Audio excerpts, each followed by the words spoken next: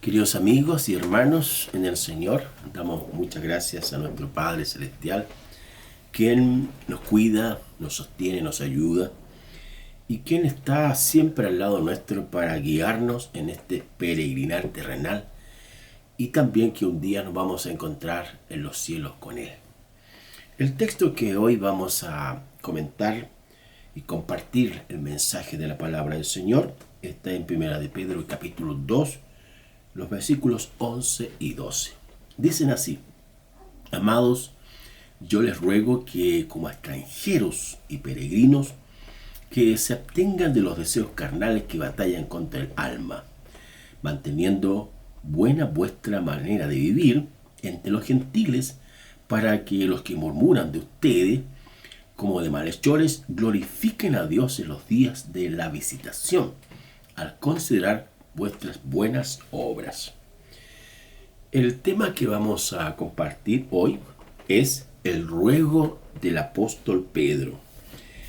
En otros pasajes de las Escrituras, especialmente las epístolas paulinas, es también el apóstol Pablo quien hace rogativas hacia los creyentes para que estos sean receptivos y cambian de dirección en cuanto a la vida pasada que tenían, una vida sin Dios, una vida de lujuria, una vida de pecados, una vida dedicada a los vicios y una vida sin sentido.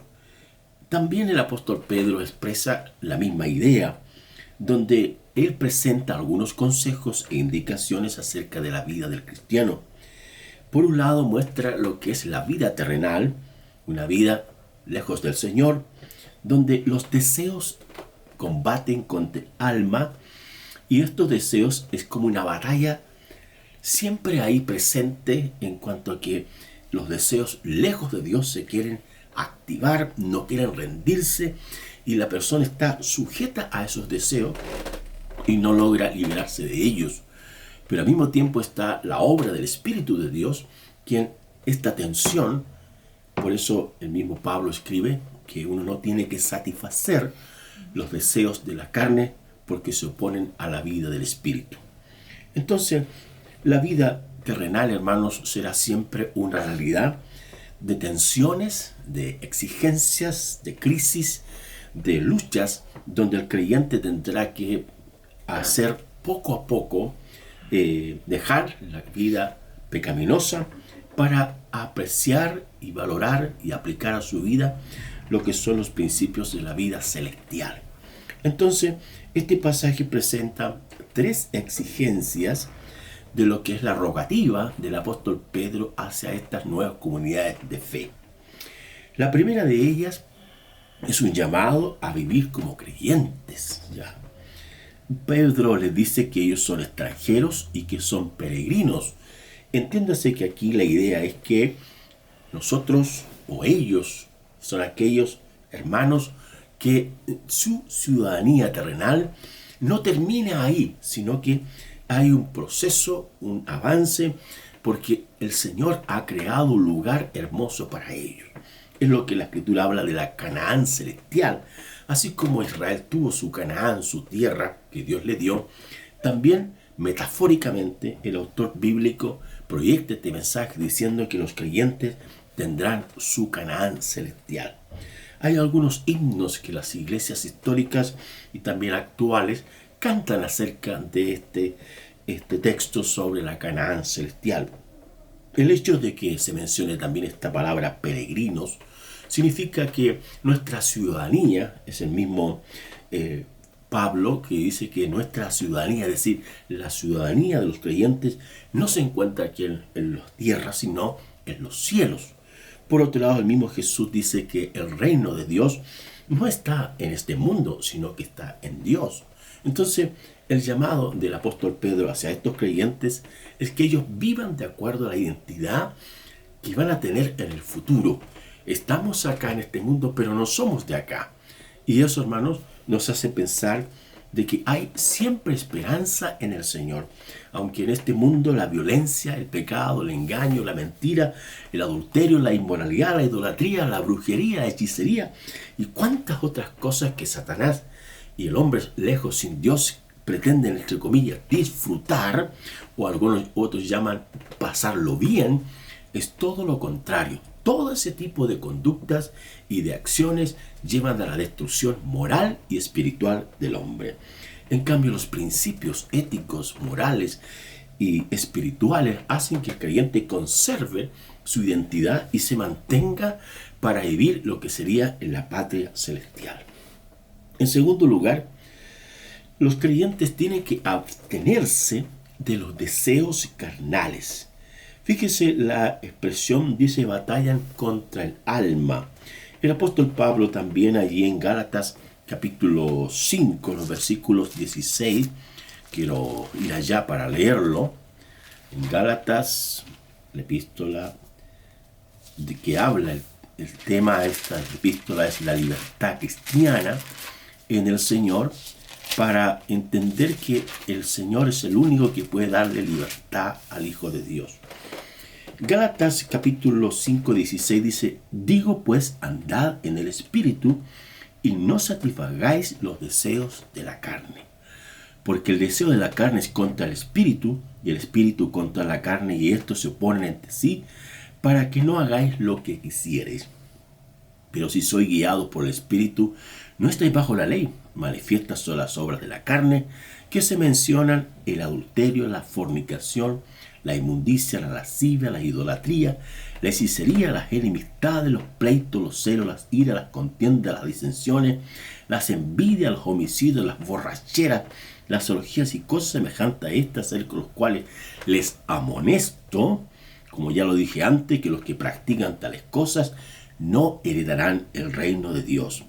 Mas el fruto del Espíritu es amor, gozo, paz, paciencia, benignidad, bondad, fe, mansedumbre, templanza. Contra tales cosas no hay ley.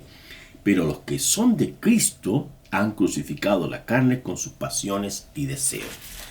Note ahí el llamado bíblico, el llamado del Espíritu, la intención de Dios es que el creyente no satisfaga los deseos de la carne. Aunque aquí se refiere a aquellas acciones que son totalmente lejos de los principios normativos éticos del Señor. Y al mismo tiempo presenta el apóstol Pablo esta lucha constante entre la carne y el espíritu, para que en el fondo el creyente no haga la voluntad de Dios. Por eso es que hay que estar atento en cuanto a esta batalla, esta lucha, esta tensión. Pero no, obviamente, que el creyente tiene que aprender a distinguir qué es lo que Dios desea para él. En este caso, que viva en el Espíritu. Viva en el amor, en el gozo, en la paz, en la paciencia. ¿Por qué razón? Porque si se abstiene de esas acciones y deseos, destruirá su vida. Pero al mismo tiempo, si hace que el Espíritu Santo le guíe y entienda que el Señor es quien conduce su vida, tendrá una vida de paz, de servicio y de gozo en el Espíritu Santo. Y finalmente, es vivir como creyentes. Ahora, volviendo a Primera de Pedro, en el capítulo 2, dice en el versículo 12, Primera de Pedro 2:12, dice: manteniendo vuestra buena manera de vivir entre los gentiles, para que los que murmuran de ustedes como malhechores glorifiquen a Dios en el día de la visitación, al considerar vuestras buenas obras. Entre los creyentes, entre los no creyentes, en aquellas personas que aún no conocen al Señor, de modo que la gente pueda darse cuenta que efectivamente esta persona ha cambiado, esta persona ha sido transformada, su mente y su corazón y su forma de hablar y de actuar y de sentir. Las murmuraciones, hermanos, siempre van a existir. Habrá gente que criticará la forma de cómo piensa el creyente, la forma de cómo actúa el Hijo del Señor, pero de una u otra manera llegará el momento en que la gente tendrá que darse cuenta que este hombre ha cambiado y que ahora va a glorificar al Señor.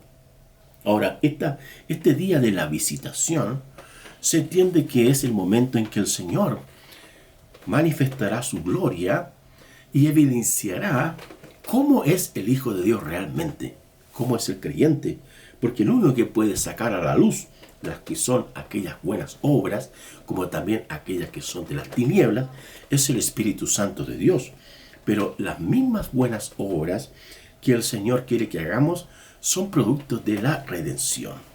Quiero leerles un pasaje de Efesios, donde el apóstol Pablo escribe, y él habla acerca de lo que es la salvación. Y allí dice, porque por gracia sois salvos, no por obras, para que nadie se gloríe. Porque somos hechura suya, creados en Cristo Jesús, para buenas obras, las cuales Dios preparó de antemano para que anduviésemos en ellas. La salvación es un acto de la gracia divina, pero al mismo tiempo, como consecuencia, o como efecto, o como resultado, el creyente tiene que hacer buenas obras.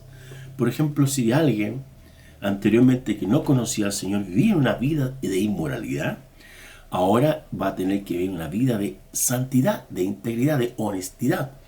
Si anteriormente servía a los ídolos o se postraba ante imágenes que no son Dios, ahora es una persona que entiende que Dios es espíritu y que vive consagrado a Él. Si anteriormente tenía una vida regular matrimonial, ahora este creyente está regularizando, está ordenando y está alineándose con Dios en lo que Dios desea que haga.